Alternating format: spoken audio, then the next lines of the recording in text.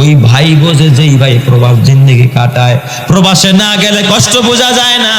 মা কাছে নাই, বাবা কাছে নাই, জ্বর হইলে দেখার কেউ নাই, অসুস্থ হইলে দেখার কেউ নাই, রান্না করার কেউ নাই, কান্না করারও কেউ নাই। করে যদি আরেকজন সেটা ধমক দেয়, মারে, সারানের মতো কোনো মানুষ নাই। একা একা জীবন, কত কষ্টের জীবন রে প্রবাস জীবন। এর থেকে জেলখানায় বন্দি থাকা আরো ভালো। এত কষ্ট করে আমার প্রবাসী ভাইয়েরা, আমার যুবকেরা, ও এলাকার মা বোনেরা, ও বিবিরা, যার স্বামী প্রবাসে থাকে, বিবি গো, কথা দিয়া স্বামীরে কষ্ট দিবি না। প্রবাসীদের কষ্ট সহ্য হয় না।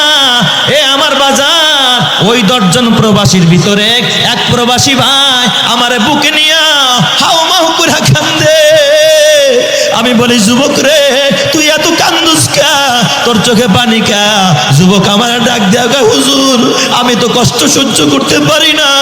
ছোট্টবেলায় আমার মা একটা মুহূর্ত আমার দূরে রাখতো না। আমার মা আমার এত ভালোবাসতো, আমার বাবা আমার এত ভালোবাসতো। আমি বিদেশ আসার পর আমার মাকে এমন একটা দিন যায় না আমার মার আমি ক্রন্দন করতে দেখি না। আমার জন্য সবসময় আড়ালে আমার মা কাঁদতো। হুজুর, গত 3 মাস আগে আমার মা দুনিয়ায় নাই। আমার ওই অভাগা মা মারা গেছে। আমি মাত্র আসছি, আকামা পাই না, এখন আমি দেশেও যাইতে পারি না, মায়ের কবরটাও দেখতে পারি নাই। মারে মরার পর একটা নজর দেখবো তাও পারি না।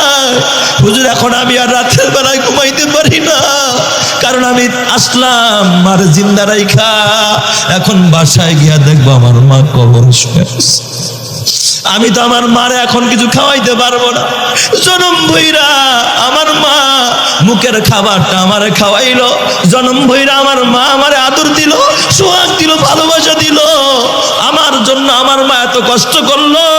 কিন্তু আমি প্রবাস জিন্দেগিতে এখন টাকা কামাই, হয়তো লক্ষ লক্ষ টাকা নিয়ে বাসায় যাব, কিন্তু মারে পাবো না।